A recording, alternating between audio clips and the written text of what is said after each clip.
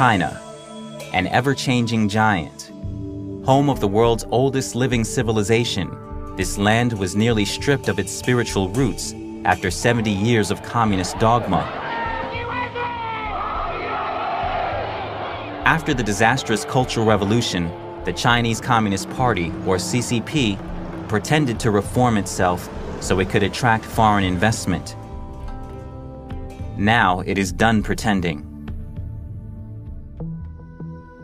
It's critical the world understand the regime's agenda, tactics, and how to deal with it, or we risk being caught underfoot by the imminent dangers it presents. The coronavirus outbreak is the latest wake-up call. Originating in China, the virus got out of control because the CCP hid it and lied about it. One of the first Chinese doctors who tried to warn the world about a new coronavirus died on Friday from the illness. He and 7 others were reprimanded by Wuhan police last month for spreading illegal and false information about the coronavirus. For the regime, censoring information to maintain tight control is far more important than saving lives. This obsession with power has thrown the whole world into crisis. European Commission President Ursula von der Leyen confirmed on Tuesday that the EU would be closing off its external borders to curb the spread of coronavirus. The death toll from the coronavirus in Italy on Thursday overtook that of China, where the virus first emerged, making Italy's outbreak the deadliest in the world and now the epicenter of the pandemic. U.S. health experts fear the country is on a similar trajectory as Italy. Total cases as of this morning in New York City, 21,873. Criticism is growing over China's handling of the CCP virus outbreak. And if people would have known about it, it could have been stopped in place. It could have been stopped right where it came from, China. And the U.S. intelligence community has reportedly come to the conclusion that China's Communist Party purposely concealed their virus numbers from the start. U.S. Senator Ben Sasse, a member of the Senate Select Committee on Intelligence, put it plainly, quote, "The Chinese Communist Party has lied, is lying, and will continue to lie about coronavirus to protect the regime." Can something worse happen? Maybe. What if it is not a pandemic that may eventually pass, but a fatal threat to our security, freedom, and way of life? To learn about the CCP's method of rule, let's look at the experience of Hong Kong, one of the world's great cities.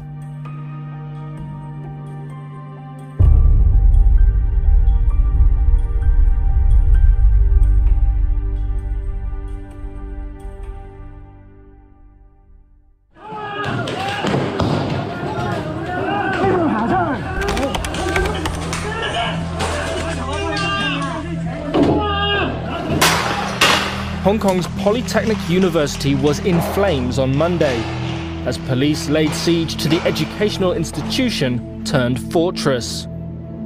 It's 40 miles from communist China, the CCP, and they feel it. President Xi Jinping made clear we firmly support Hong Kong police in strict and rigorous enforcement of law. Don't test our bottom line. And if we have to respond, I believe the only option is to use deadly weapon. It looked like they were going to run over some patriots. He's got the M16s ready to shoot, ready to fire.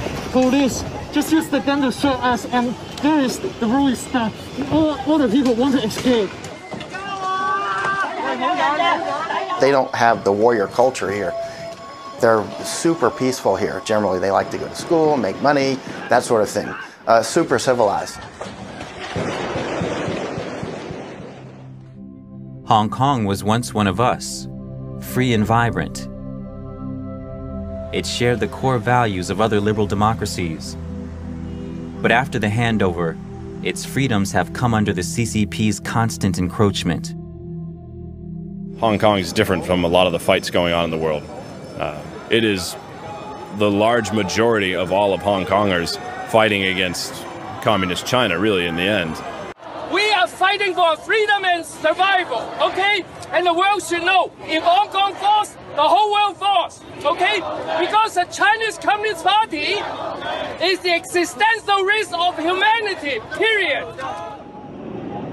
The CCP wants to remake Hong Kong in its own image, and its appetite is not limited to that. PRC, the regime in Beijing, is the most evil regime, if we leave aside the Soviet Union, since the Third Reich. The difference is that the Soviet Union and Third Reich didn't dominate critical global supply chains, including those providing life-saving medicine.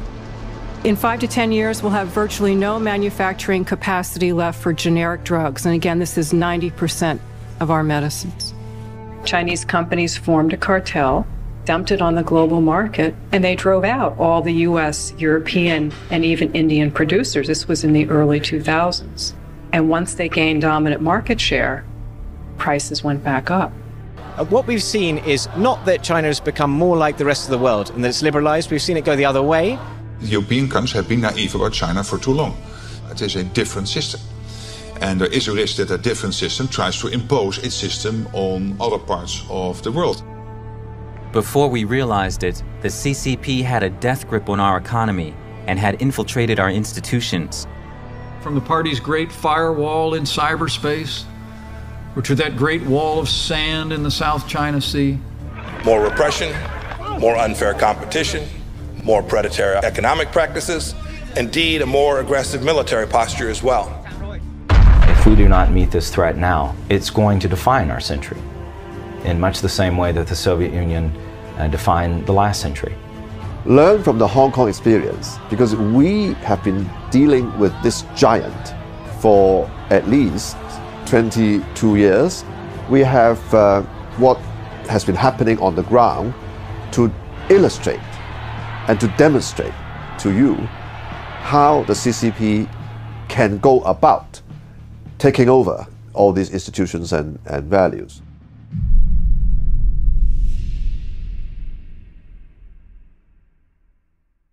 In 1984, the CCP made a promise to the world. One country, two systems. Hong Kong people ruling Hong Kong. In 1984 or before that, during the Sino-British Joint Declaration, most people were really afraid of the Chinese Communist Party. And then the strongman Deng Xiaoping, he understood that. He said, yes, Hong Kong will be handed back to China in 1997. But don't be scared, because the communists are not going to come and run Hong Kong. Why? Because you will have one country, two systems. One for the mainland, one for Hong Kong. So you will have your capitalist system, your freedoms, your rule of law, your personal safety for 50 years after 1997 until 2047. 就说50年不变了，50年之后更没变的道理。对。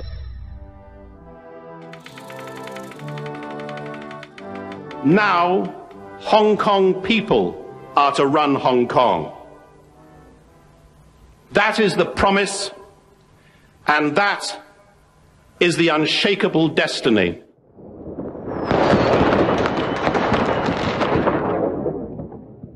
To the CCP, Hong Kong is a mixed blessing. It is crucial for China's international trade and foreign capital raising. But its aroma of freedom and persisting memories of the CCP's brutalities are considered poisonous to the CCP's ruling of mainland China.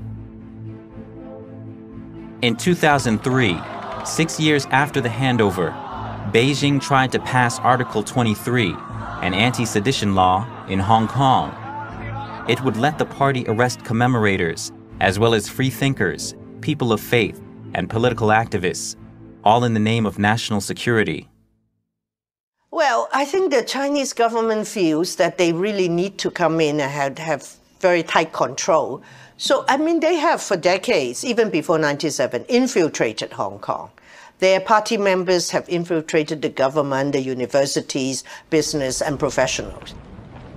In 2012, the regime tried to implement a national education curriculum that glorifies the party and teaches its version of history.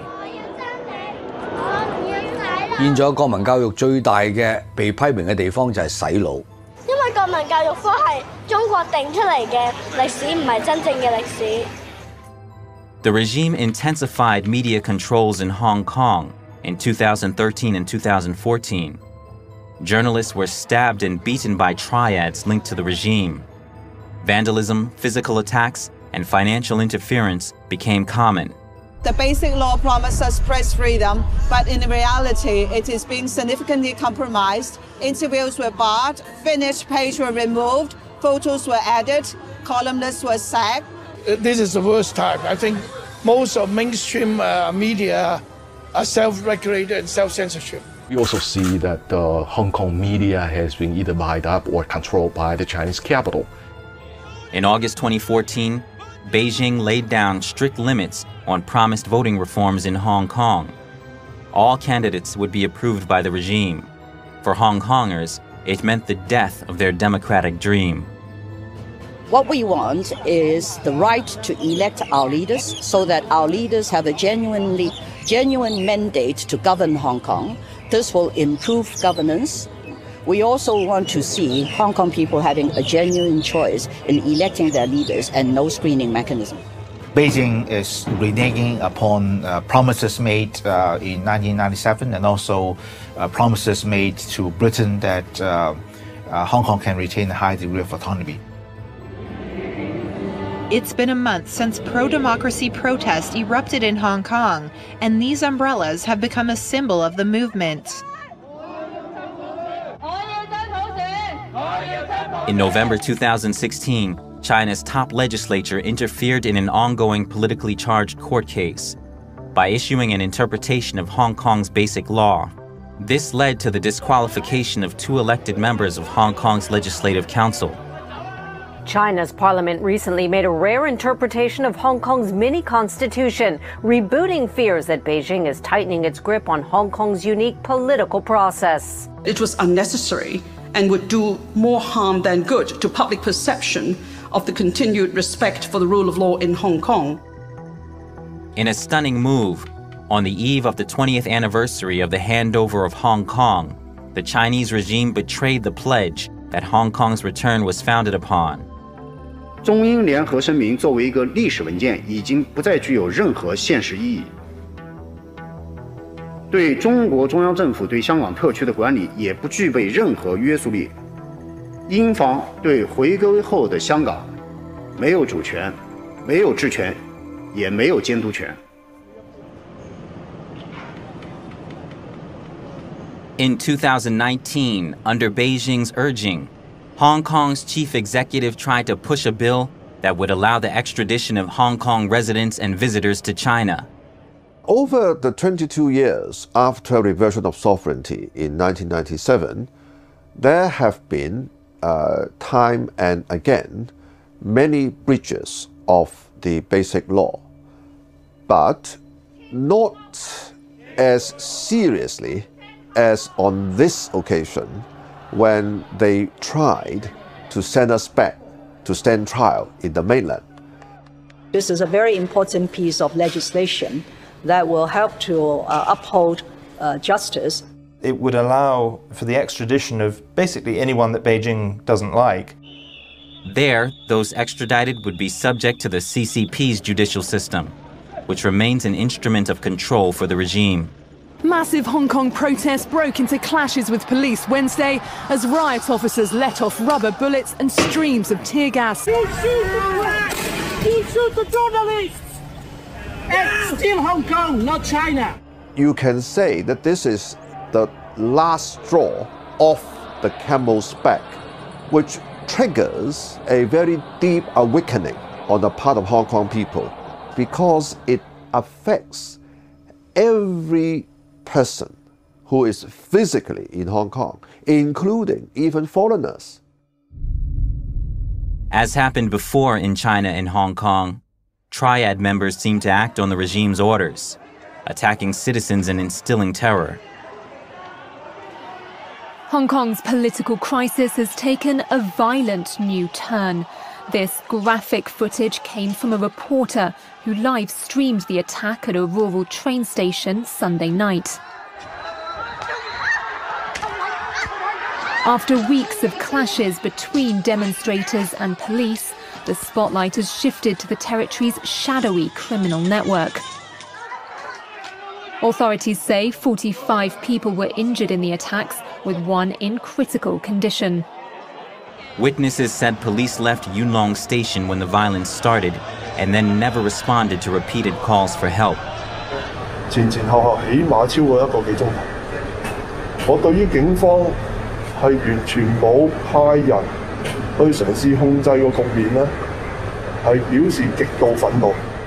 More than apparent collusion between the police and the triads in that neighborhood, inexplicable. And the idea seems to be one of to shock, to awe, to terrorize. The terror rose further when police began random beatings. 我見到嘅係有警察嚟嗰一下，每個人都好驚警察，竟然係點解佢哋嚟咗往中環呢個車卡去襲擊我哋？然後佢係冇行過嚟問啊你係邊個啊，都冇做過任何佢去詢問嘅過程，佢就係拎住佢支棍，拎住胡椒噴霧打人、襲擊人、噴人。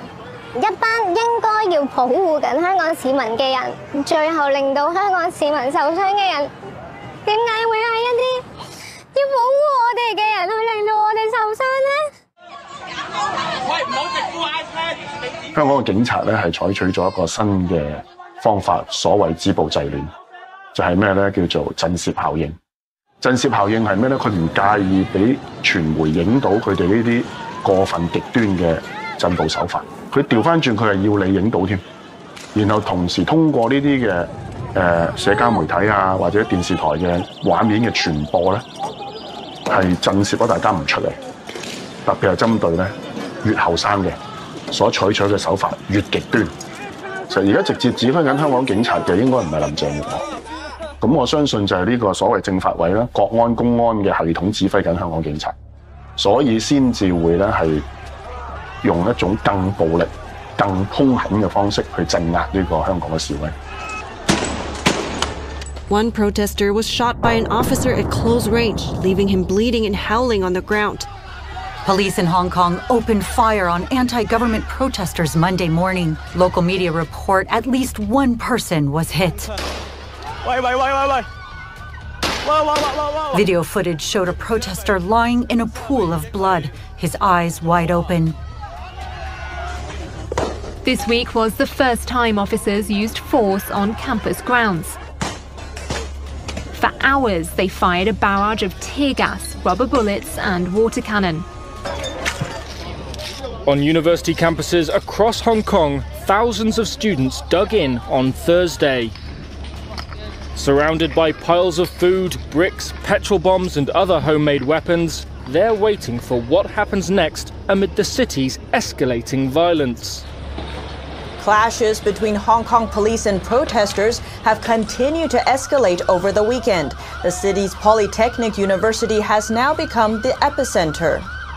Hundreds of protesters are still holed up at the Polytechnic University in Hong Kong after an intense two-day confrontation with police. Arrests have been made throughout the day as anyone who tried to leave the university was either pushed back by tear gas or arrested immediately. Some left through daring escape attempts. For those who have escaped, Hong Kong's police has a message. Let me tell you this, you can run, but you cannot run forever.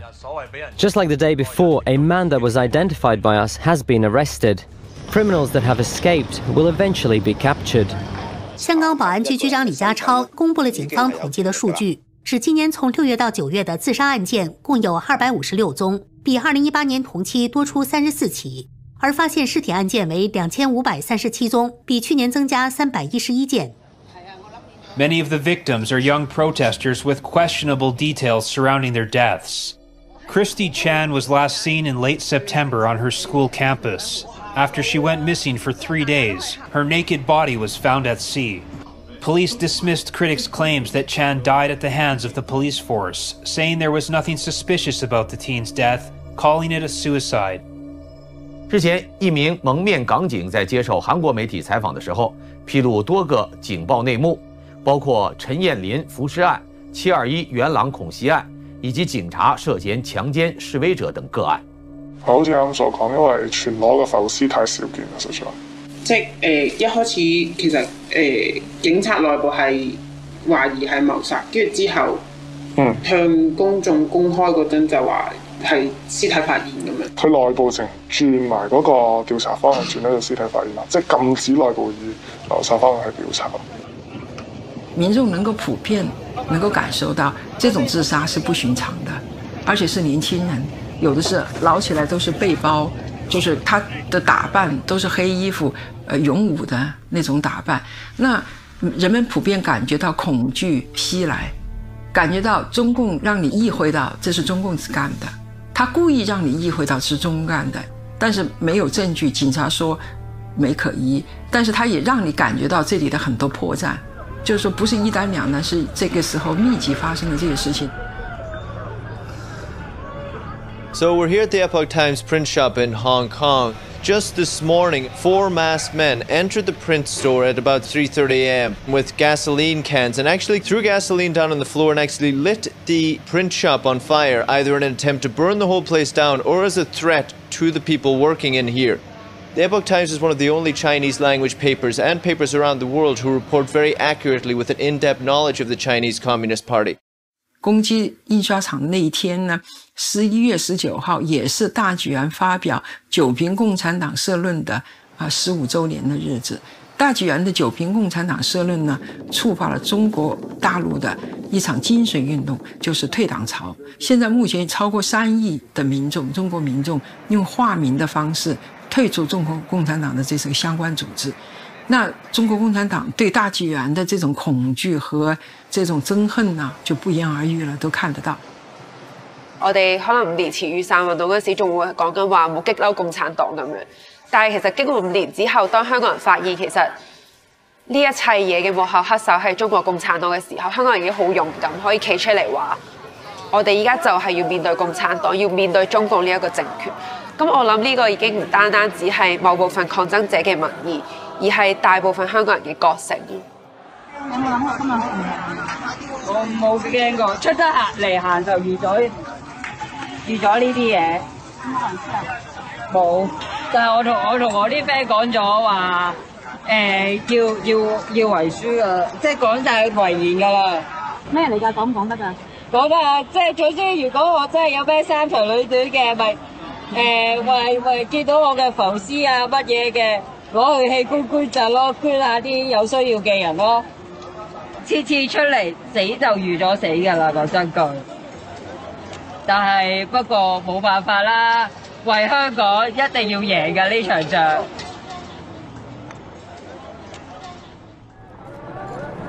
A lot of the people I spoke with, I asked them, I'm like, hey, the CCP is very intolerant, very inflexible, and they're not likely to grant those 5 demands. How long are you willing to fight for those 5 demands? And almost everyone I asked to, dozens of people, they said one of 2 things: until I die or until they're met. 香港人能夠咁不怕死，走在世界嘅前線對抗嗰個極權，係因為我哋唔係中國人咁樣喜歡做奴隸，我哋唔做奴隸，我哋就係講俾政權聽，我哋係唔會屈服嘅，我哋係站喺個前線咧，係對抗呢個龐大嘅鎮壓共產機器。我哋係無路可逃，我哋諗住死，我哋不如就繼續抗爭落去。民不畏死，奈何以懼之